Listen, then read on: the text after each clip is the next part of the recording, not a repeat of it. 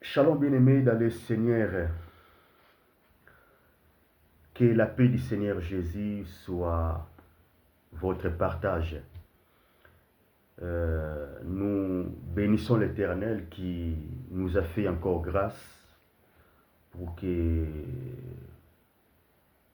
ce matin nous puissions être encore devant nous pour porter sa bonne nouvelle qui est sa parole. Depuis que cette semaine a commencé,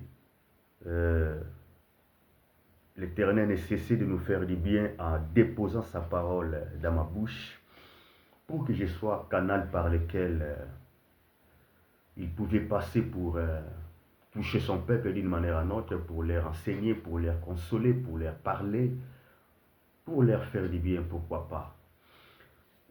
Comme je dis, depuis lundi de cette semaine que nous avons commencé,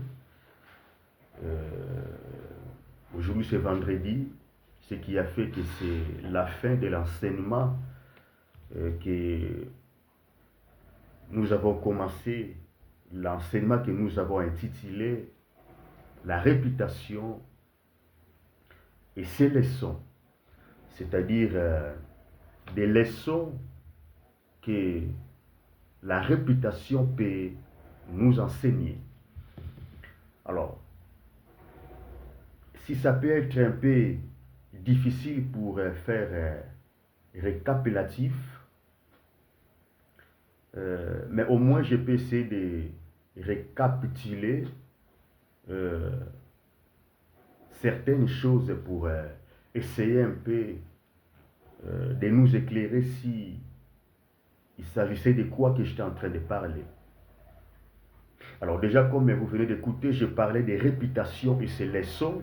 Je vous ai fait comprendre que les mots là, les fameux mots là, réputation, vient du latin. Parce qu'en latin, on dit reputationem, vous voyez. Donc les mots réputation en français vient du latin. En latin, on les prononce en disant reputationem. Et j'ai voulu vous faire comprendre que les reputationem là, et cela juste signifie considération. Et donc, dans l'origine du mot, en latin, quand on dit reputationem, cela tout simplement signifie considération, c'est-à-dire la manière dont il est perçu dans la société ou la manière dont on peut aller considérer une chose dans la société, la manière dont on peut même aujourd'hui considérer un pays, parce qu'un pays peut dégager aussi une réputation, vous voyez. Ce qui était nécessaire à retenir tout au long de cet enseignement, c'était de comprendre que la réputation n'est pas la vraie identité d'une personne. Et donc, les démarches poursuivies, les buts poursuivis de cet enseignement, c'était de faire comprendre aux plusieurs que la réputation, les mots là, la réputation n'est pas forcément la vraie identité d'une personne. Et je vous ai fait comprendre aussi, je vous ai fait montrer comment est-ce que aujourd'hui les médias peuvent fabriquer réputation d'une personne.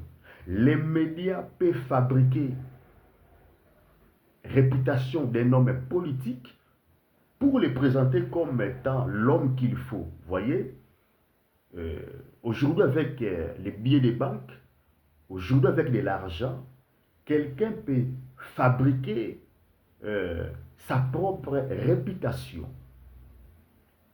Alors, comme je viens de vous dire, ça serait un peu difficile de récapituler tout ce que j'avais parlé, mais grosso modo, voilà ce que vous pouvez retenir des réputations. Et n'oubliez pas que je vous ai parlé aussi que ça sera pratiquement impossible de s'échapper dans cette épreuve des réputations. Parce que, bien aimé dans le Seigneur, euh, si vous êtes enfant de Dieu, parce que ici je m'adresse spécifiquement aux enfants de Dieu, euh, rien n'empêche que ceux qui ne sont pas encore puissent bénéficier aussi de cet enseignement. Mais en tout cas, spécifiquement, je m'adresse aux enfants de Dieu, euh, à ceux qui ont déjà reçu le Seigneur Jésus dans leur vie. Et si, comme par exemple, vous tombez dans cette vidéo et que vous n'avez pas encore reçu le Seigneur Jésus dans votre vie, ça peut être une meilleure occasion de l'aimer dans le Seigneur. Vous savez, recevoir Seigneur Jésus, c'est quelque chose de très très simple, mais bien aimé dans le Seigneur, ça peut vous ouvrir même les portes des royaumes de l'Éternel. Parce que tu ne peux pas voir ton Créateur un jour sans que vous passiez par ce processus de recevoir le Seigneur Jésus-Christ. Lui-même déclara dans sa parole que nul verra le Père s'il ne passe pas par moi.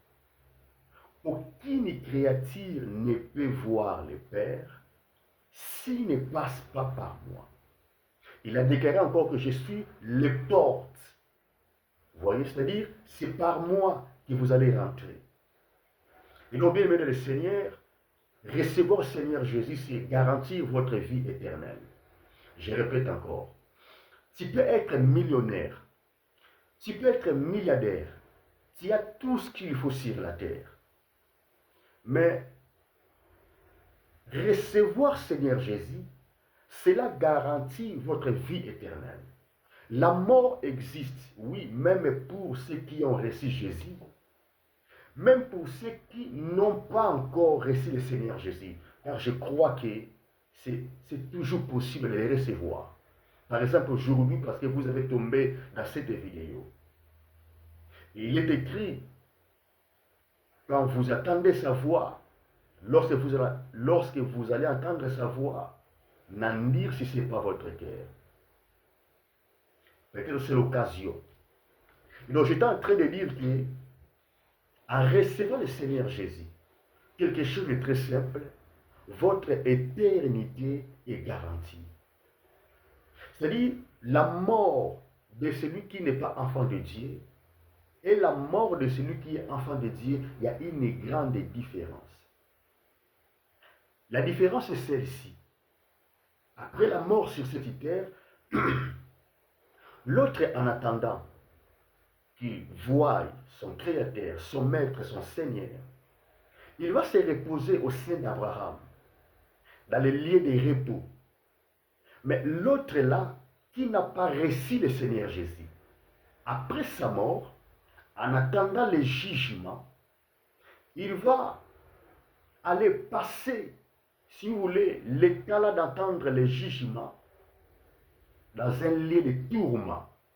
Vous voyez, celui qui a reçu le Seigneur Jésus, il va se reposer dans les seins d'Abraham, dans les lieux de repos. C'est-à-dire là où il n'y a pas les tourbillons, là où il n'y a pas les graissements des dents, en attendant même de voir son Créateur, mais il se repose déjà dans les lieux de repos. C'est pour cela que vous pouvez entendre que une personne qui marche avec l'Éternel, quand il est mort, il y a beaucoup de visions. Ah, on l'a vu, il est en train de briller, il est dans un endroit de tranquillité. Ça voulait juste nous signifier que cette personne-là est dans un lieu de repos, selon que c'est prouvé dans la Bible, ou au sein d'Abraham. Et celui qui n'est pas mort en recevant le Seigneur Jésus, bien aimé dans le Seigneur, il va passer le temps là, d'attendre le jugement dernier, dans les tourments, dans les troubles. Et donc, je vais nous conseiller, je vais nous supplier, si vous tombez dans cette vidéo, je crois que c'est vraiment l'occasion d'ouvrir votre cœur et de recevoir le Seigneur Jésus. cela ne vous demande pas de l'argent. Votre compte bancaire ne sera pas touché. Mais au moins, vous allez avoir une nouvelle identité. Alors, je vais vous demander de prier avec moi. Si, comme par exemple, vous tombez dans cette vidéo et que vous n'avez pas encore reçu le Seigneur Jésus, priez avec moi de tout votre cœur. Tu peux répéter avec moi, s'il vous plaît. Seigneur Jésus, merci pour cette occasion que tu m'as donnée. À partir d'aujourd'hui, à partir de maintenant, j'ouvre tout mon cœur. Je te reçois dans mon cœur. Je confesse de ma bouche que tu es fils unique de Dieu. Tu étais venu sur la terre pour me sauver. Tu étais mort sur la croix pour moi. Tu as versé ton sang innocemment pour moi. Et tu es ressuscité pour moi aussi. À partir d'aujourd'hui, je suis une nouvelle créature. Je reçois ta vie à moi. Je marche avec toi par ton esprit. Merci de changer ma vie. Je me laisse être conduit par ton esprit de vérité. De ton retour, Seigneur, souviens-toi de moi. Au nom de Jésus. Amen. Et donc, bien aimé dans le Seigneur, c'était tellement important. Bien sûr, ce n'était pas prévu, mais j'aime bien être conduit selon que l'Esprit Saint peut me conduire. Vous voyez, j'aime se laisser conduire par le Saint-Esprit. Alors, permettez-moi de vous rappeler que j'étais en train de faire les récapitulatifs de ce que j'ai parlé tout au long de cette semaine. Je parlais de réputation et ses leçons. Alors, j'étais en train de dire que si vous êtes enfant de Dieu, c'est pratiquement impossible de s'échapper dans cette épreuve. Et je disais voir même que personne n'est épargné dans cette épreuve. Si vous écoutez l'histoire ou les témoignages de beaucoup de hommes de Dieu, vous allez comprendre que apparemment, on dirait tous ont passé par cette épreuve d'être accusés faussement, ou ils ont passé par cette épreuve de voir que leur réputation d'une manière ou d'une autre soit touchée. Et donc, aujourd'hui, par la grâce de Dieu, je ne serai pas très très long, parce que c'est aujourd'hui que nous allons terminer cet enseignement. Je ne serai pas trop long, mais nous allons partager quelque chose de très très important. Alors, je vais lire avec nous dans Luc chapitre 11. Je vais prendre 14e verset pour terminer dans le verset 17. Alors, ceux qui aiment bien la parole de Dieu, prenez la Bible s'il vous plaît. Lisons dans Luc chapitre 11e. Nous commençons à partir du 14e verset pour terminer au 17e verset. Je lis la parole. Jésus chassa un démon qui était muet. Lorsque le démon fut sorti, le muet parla et la foule fut dans l'admiration. Mais quelques-uns dirent, c'est par Belzéboul, le prince des démons, qu'il chasse les démons. Et d'autres, pour l'éprouver, lui demandèrent un signe venant du ciel. Comme Jésus connaissait leurs pensées, il leur dit, tout royaume divisé contre lui-même est dévasté, et une maison s'écroule sur une autre. Bien-aimés dans le Seigneur, vous connaissez très très bien cette histoire. Vous savez, c'est une histoire qui console beaucoup de personnes, beaucoup des enfants de Dieu, lorsque vous passez par des fausses accusations, lorsqu'on essaie de toucher votre réputation. C'était passage biblique en tout cas, et ça vient pour consoler plusieurs. Alors, Christ va se retrouver dans un moment, je dirais, un peu risqué, un peu compliqué de son ministère sur la terre. Parce que, comme vous connaissez bien le Seigneur, sans douter, sans contester, Jésus-Christ étant un homme de miracles, vous voyez. Et pour lui, le miracle, c'est tellement normal. Il n'y a pas un débat là-dessus. Donc, quand on parle de Jésus-Christ, on voit le miracle. Quand on parle de Jésus-Christ, on voit la guérison. Le nom là, Jésus-Christ, nous parle de la résurrection des morts. Quand on parle de Jésus-Christ, on voit les impurs deviennent les purs. Quand on parle de Jésus-Christ, on voit la restauration dans la vie de plusieurs. Quand on parle de Jésus-Christ, on voit les yeux des aveugles souffrir. Et donc, quand vous parlez de Jésus-Christ, automatiquement, vous voyez comment est-ce que plusieurs personnes peuvent manger par une seule personne, même lorsqu'il y aura que 5 pains et 2 poissons. C'est ça Jésus-Christ. Quand vous parlez de Jésus-Christ, directement vous voyez la résurrection de Lazare. Une personne meurt, 4 jours après, il y revient dans la vie.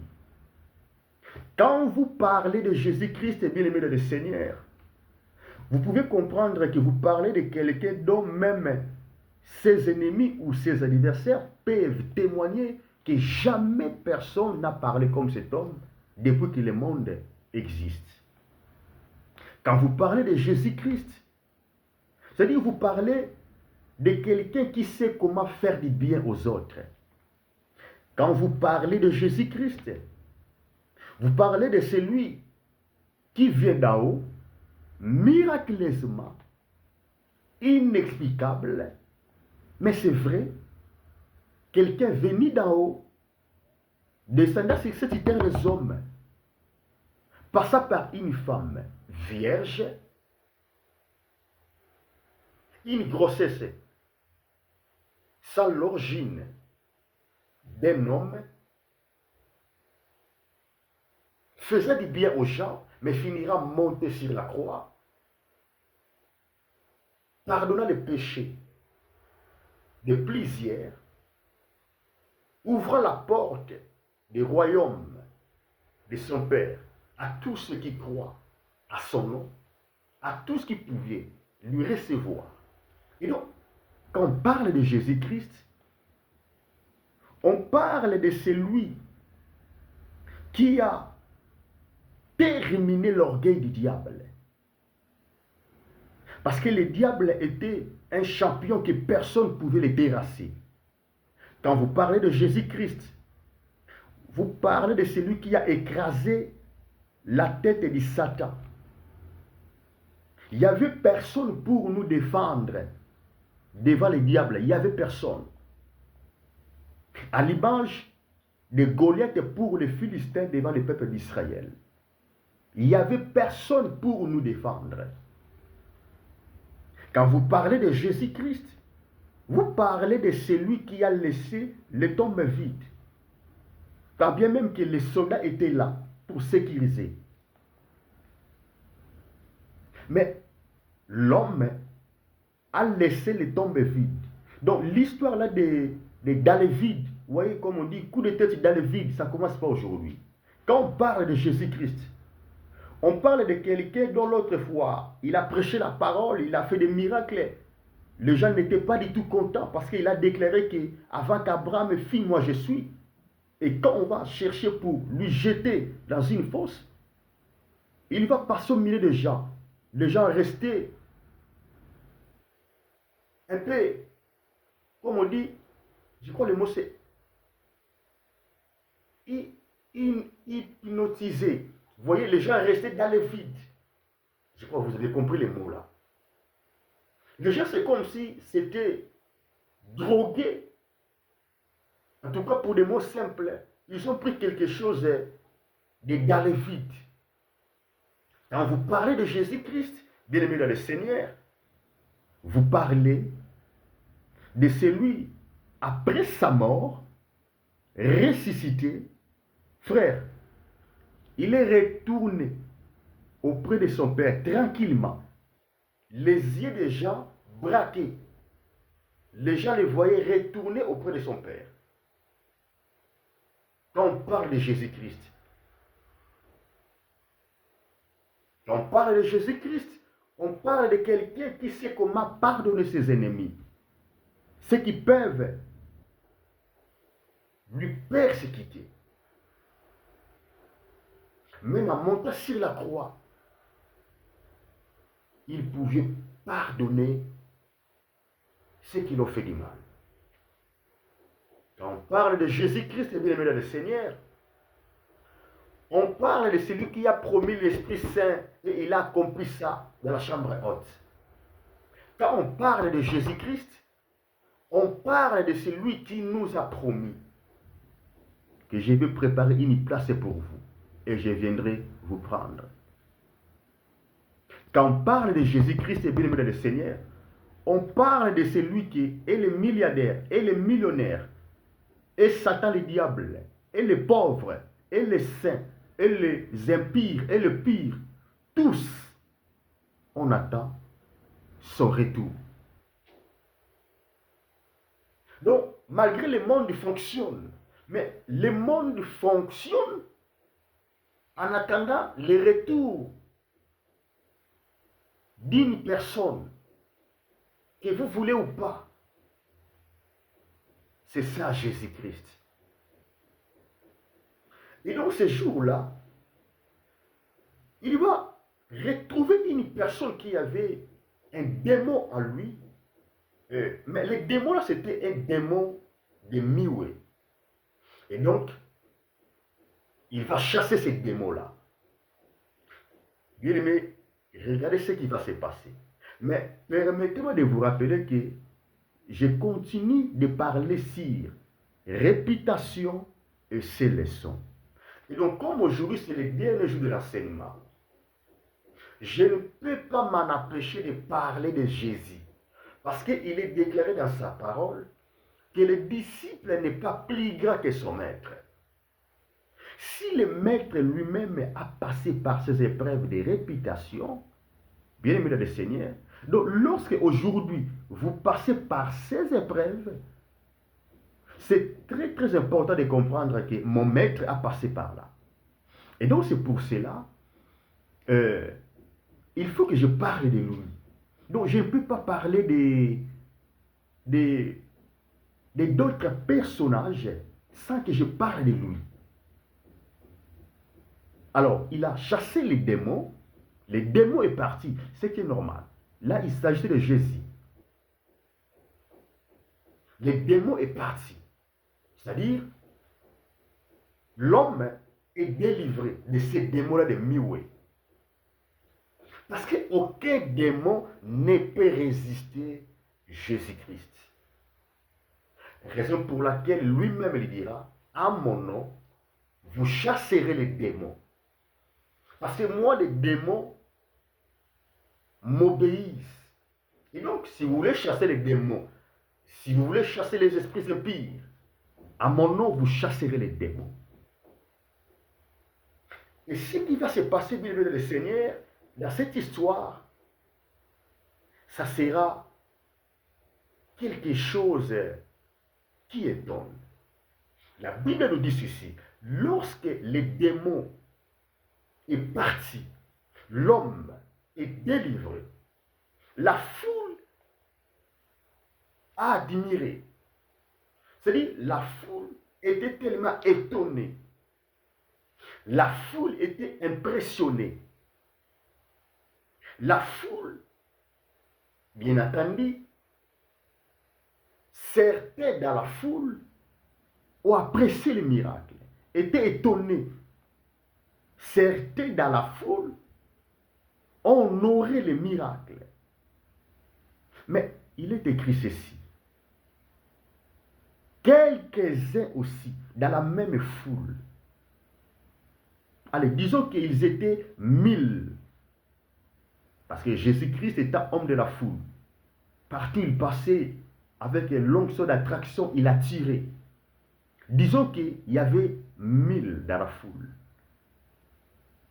500 admirent les miracles, respectent les miracles, honorent les miracles, rentrent dans l'étonnement. Ils glorifient l'Éternel. C'est nouveau ça.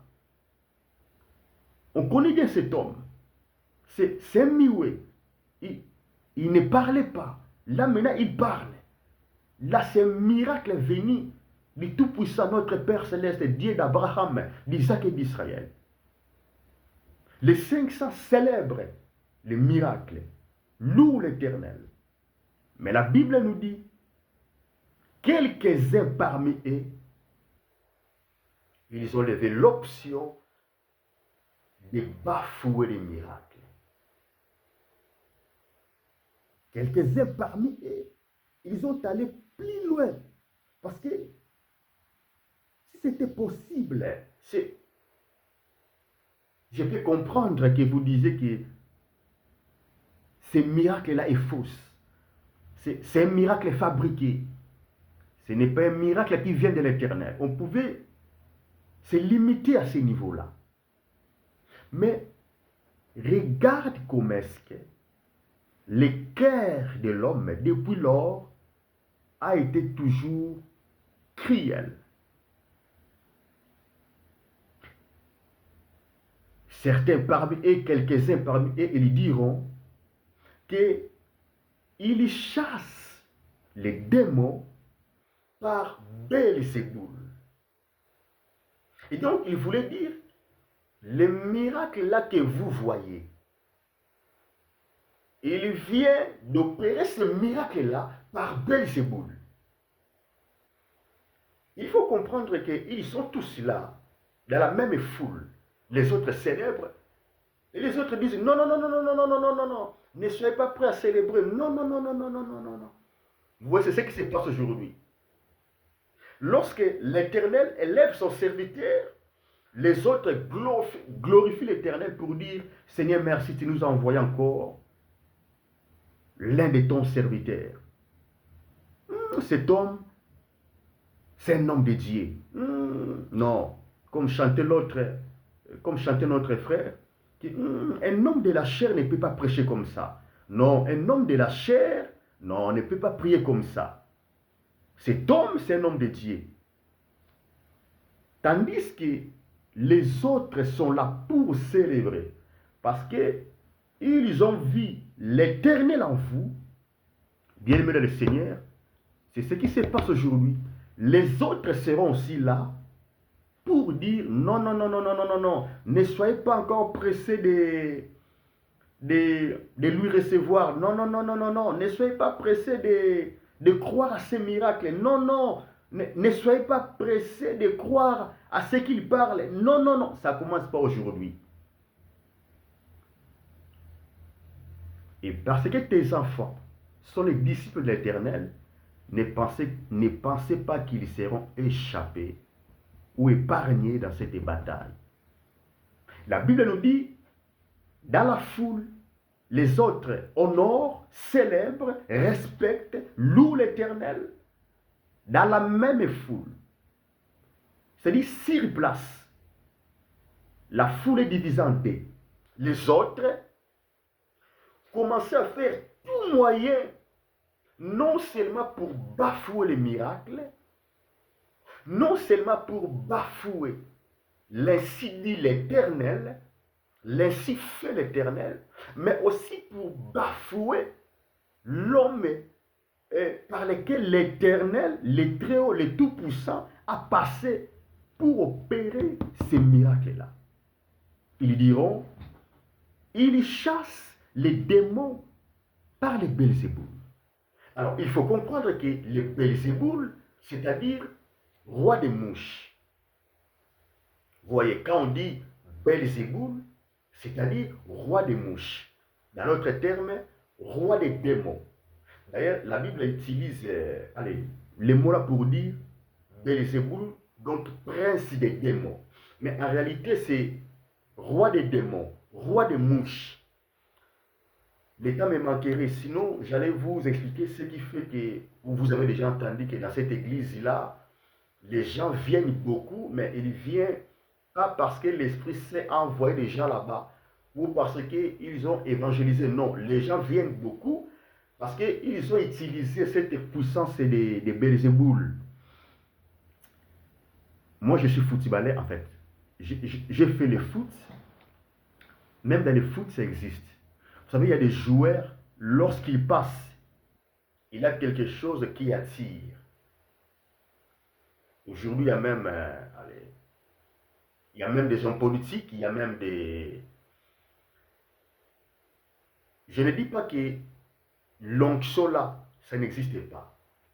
Mais le monde des ténèbres utilise cette puissance de Belzéboul. Ce qui fait qu'on peut te donner quelque chose. Lorsque ça devient pourri, ouais, et que, allez, Babi pesa mutu, peut-être manga pola, comme par exemple. Balaki son ndenge nini osala. Tango banzinzi bakoya ebele, ndenge banzinzi bazoya ebele na manga wana epola. Bakoloba na yo ke ndenge pe succès na yo kozala, ndenge ko attirer bato. Bakoki kopesa mutu sukali. Je parle de ce qui se passe dans le monde des ténèbres. Bakoki kopesa mutu sukali. Comme par exemple, travailler en haut, la puissance à Belzéboul. Ce qui fait que ndenge ba fourmi balandaka sucre, ndenge ba fourmi bakoye belé na sucre, ba ke ndenge pe, comme par exemple, ba te belé ba rolanda yo. Alors des choses là, ça se passe même malheureusement, même aujourd'hui dans nos assemblées. Dans le but que l'église nous se tourne du bateau, bah ça la Belzéboul. Non, parce que nous avons bâti un bateau. Mais dans l'ingénieur nuancé, tu comprendre que parce que Belzéboul, c'est-à-dire roi des mouches, et le diable utilise cette formule-là, ouais, ces formules-là, pour attirer beaucoup de personnes par des catcheurs, par des musiciens. Vous voyez, vous avez entendu comme par exemple, concert moi betamaki mais ton limite que ba oba yaki wana, ba ça batu normal. C'est ça qu'on appelle force de Belzéboul. Bref. Et donc, les gens diront que Jésus chassait les démons par cette influence-là de Belzéboul. Et donc, par les princes des démons que Christ a chassé les démons. Bien-aimés le Seigneur, d'autres iront plus loin pour lui dire, écoutez, pour que nous croyions que réellement tu es vraiment fils de Dieu et que ce miracle vient du Seigneur, vient du Père, montre-nous un signe venant du ciel. Nous voulons voir un signe venant du ciel. C'est là que Christ, parce que la Bible nous dit, Jésus connaissait leurs pensées. J'aime beaucoup ces dons-là. Les dons de connaître les pensées des gens. Et les dons-là, Jésus n'avait pas retourné avec ça au ciel. Il a laissé ça sur la terre. J'aime les dons de connaître les pensées des gens. J'aime les dons de lire les cœurs des gens. J'aime ça beaucoup. Et Christ connaissant leurs pensées, il leur répondra, un royaume divisé entre eux-mêmes, ce royaume-là sera dévasté. Ce royaume-là ne peut pas gagner. Donc, dans l'autre terme, si moi, j'ai l'influence de Belzéboul, qui est prince des démons, roi des mouches, je chasse encore l'un de lui. Vous ne voyez pas que vous rentrez dans un monde de contradiction? Est-ce que vous êtes raisonnable de ce que vous êtes en train de parler? Est-ce que vous ne comprenez pas? En fait, Christ voulait se défendre. Bien aimé le Seigneur, ce n'est pas mauvais de défendre son ministère. Ce n'est pas mauvais, ce n'est pas un péché. D'ailleurs, que personne ne t'empêche de défendre ton ministère, de défendre ton identité. Parce que regarde ce qui se passe, les malices de plusieurs, malheureusement même dans l'église, même dans nos familles, dans nos relations. Les gens veulent qu'on t'incite comme étant tu n'es pas de Dieu. Alors, les gens vont te donner le conseil de rester tranquille, de ne pas parler. Comme ça, toi, tu seras incité comme étant tu n'es pas de Dieu, comme étant tu es marabout, occultiste, sorcier, ndokimunene, franc-maçon, des fois, tous ces accusations-là. Les gens te diront non, ne réponds pas, restez tranquille. C'est-à-dire, en même temps, ils ne font rien pour te défendre. Ici, la Bible nous dit dans notre terme, quelques-uns ont défendu Jésus. Parce que lorsque la foule était divisée en deux, dans l'autre terme, il y avait des gens qui ont défendu Jésus en disant que ce miracle vient du Seigneur. Vous, dans vos yeux, vous ne pouvez pas comprendre que cette femme-là est une femme, est une servante de Dieu dans tes yeux. Tu ne peux pas voir ça. Que cet homme-là, il est authentique, il est vraiment de l'éternel. Tu ne peux pas voir ça. Le problème, tu veux que celui-là soit toujours incité derrière ces insultes, que toi tu te glorifies comme étant quelqu'un qui a une bonne réputation. Vous voyez l'église d'aujourd'hui. C'est-à-dire, ils ont battu mususu, ils ont basali ya nzambe mususu soi-disant. Azana esengo tong bado finga mosala nzambe mususu. Et pour na ye, azomona ngoloko la gloire ya kolobake, nga bado finga nga ite, nga réputation nga za bien. Donc, il se glorifie derrière,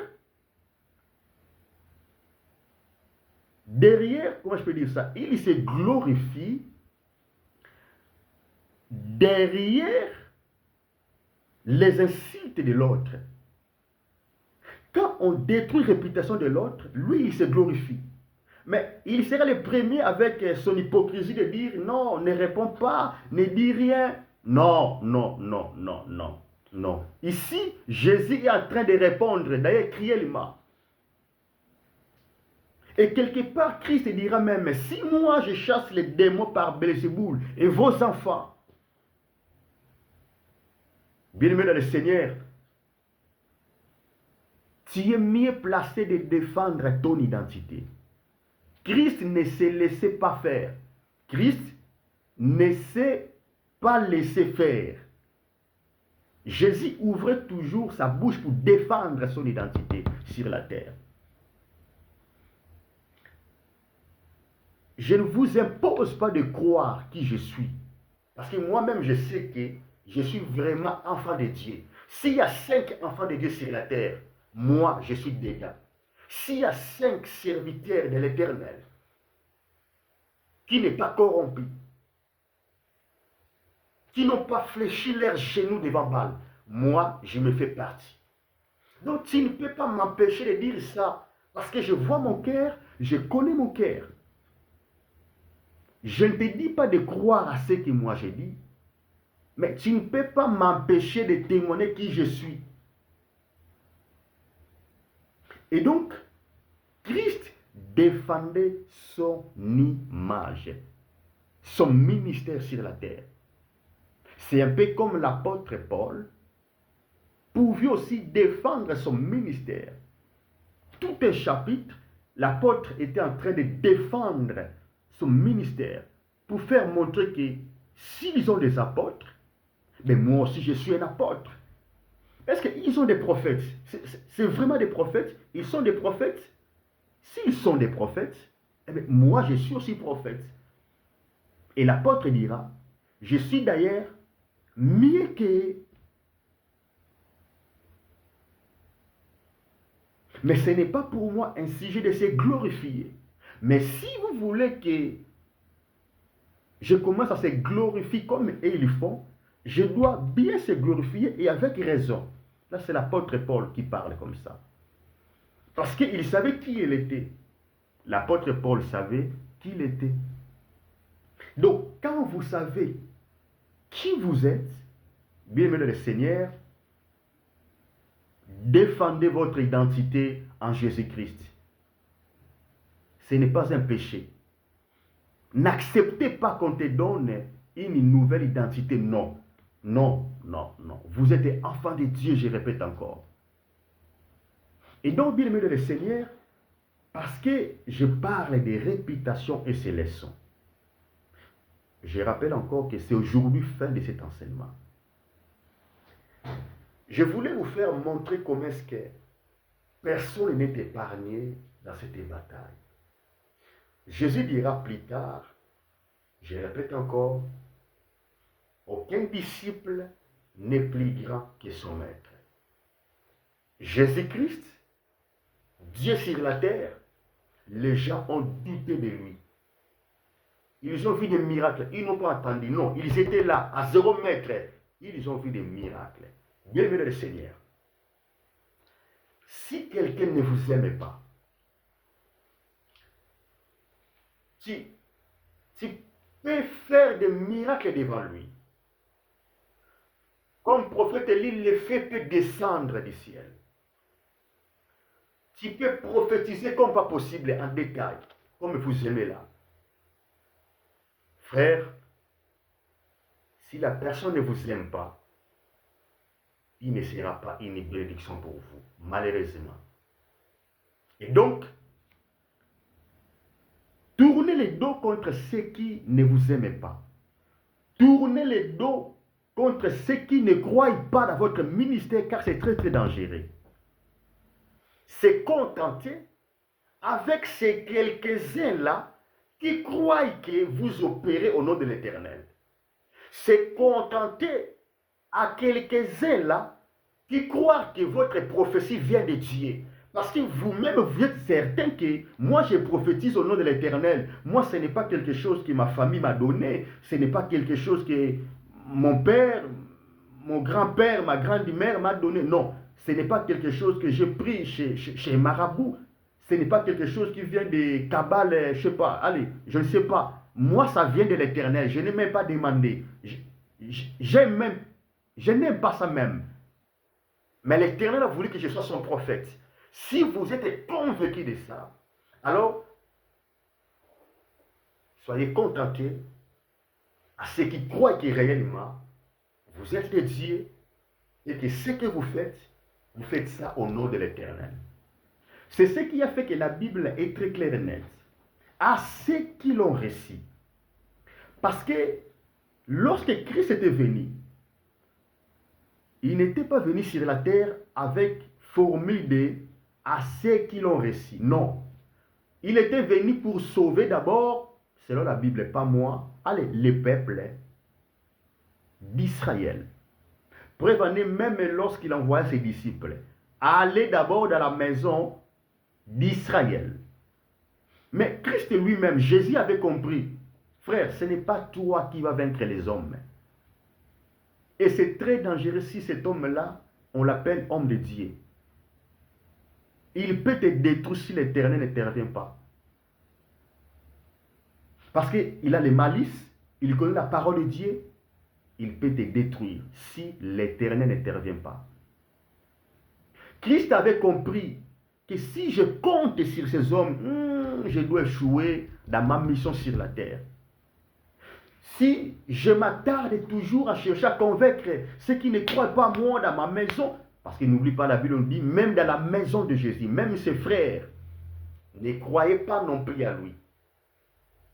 Donc même dans l'entourage de Jésus-Christ, il y avait certains qui ne croyaient pas à lui. Ne cherchez pas à convaincre même dans votre entourage. Contentez-vous de ceux qui croient en vous. C'est-à-dire comme quand vous êtes des dieux et que ce que vous faites ça au nom de l'Éternel pour l'intérêt du royaume du Père Céleste. C'est pour cela que la Bible nous dit à ceux qui l'ont reçu, parce que Jésus avait changé formule. Donc cette fois-ci-là, je ne regarde pas son origine. Moi, je vais accomplir ma mission. J'étais venu, ma mission était simple, était de sauver. Moi, j'étais venu, ma mission était simple, c'est de parler de la part de l'Éternel, prier pour les gens, pour que les gens vivent des miracles. C'est ça ma mission. J'étais venu pour être canal par lequel les pères passent pour parler à son peuple et pour consoler. Ok, j'ai compris que certains parmi vous ne croient pas. Gloire à Dieu. Je ne cherche pas à vous convaincre. Vos enfants vont vous juger. Ok, vos enfants vont vous juger. Parce que parmi vos enfants, il y aura aussi les disciples de l'Éternel. C'est ce que Jésus dira quelque part. Vos enfants vont vous juger comme vous m'avez jugé. Dans l'autre terme, vos enfants vont souffrir comme vous m'avez fait souffrir. Et donc, bien aimé de le Seigneur, je cherche à te dire, ne passez pas votre temps à chercher à convaincre ceux qui ne croient pas en vous. C'est-à-dire ceux qui ne croient pas que tu es de Dieu. Tu vas perdre le temps de votre mission sur la terre. Contentez-vous à ceux qui croira que vous êtes de l'Éternel. Parce que le temps est tellement si précieux. Le temps va tellement vite. Il avait que 33 ans sur la terre. Il a fallu qu'il accomplisse la mission. Il n'a pas voulu à continuer à convaincre leur cœur. Il appellera Jérusalem. Il dit Jérusalem, plusieurs fois j'ai voulu vous rassembler, mais je ne sais quoi faire pour vous. Il a beaucoup pleuré. Qu'est-ce que je peux faire pour que ce peuple comprenne que j'ai été envoyé pour eux? À la fin des comptes, il a compris, ces peuples sont tellement compliqués. Il connaît la loi de Moïse, c'est comme aujourd'hui. Ils sont des chrétiens, mais c'est les premiers à chercher à détruire lorsque l'Éternel germe une personne dans l'Église. Ce qui a retenu, bien aimé le Seigneur, en terminant cet enseignement sur la réputation et ses leçons, les gens, les hommes peuvent te donner une réputation. Ici, on a octroyé une réputation à Jésus-Christ. Comme quoi, il chasse les démons par Belzéboul. Et bien aimé le Seigneur, cela n'était pas limité qu'ici, dans cet endroit, non. Partout, dans la ville, dans les pays, on sait que ce Jésus-là, il chasse les démons par Belzéboul. Vous voyez. Mais je bénis l'Éternel parce que il y aura toujours quelques-uns que l'Esprit de l'Éternel lui-même convaincra leur cœur que réellement nous sommes de l'Éternel, que réellement nous sommes ses envoyés, que réellement nous travaillons pour l'intérêt de son royaume. Beaucoup de choses à dire, mais je préfère m'arrêter par ici. La réputation n'est pas forcément votre vraie identité. La réputation n'est pas forcément la vraie identité d'une personne. Tu n'es pas plus grand que votre maître Jésus-Christ. Je ne suis pas plus grand que mon maître Jésus-Christ. Il a passé par là, tu vas passer par là. Contentez-vous de qui vous êtes, parce que vous-même, vous connaissez votre vraie identité. Et soyez fiers de qui vous êtes en Jésus-Christ. Soyez vrai et demeurez vrai. Celui qui sonde les cœurs et les reins, il a les derniers mots pour votre vie. Il finira à te justifier. C'est pour cela qu'il s'est révélé au nom de Jéhovah Tsidkenu. Que l'Éternel te bénisse et que l'Éternel te garde. Je crois que par la grâce de Dieu, tout au long de cette semaine, j'étais une bénédiction pour son peuple. Si tel est le cas, priez pour moi. Priez pour mon ministère, priez pour ma vie. Au nom de Jésus.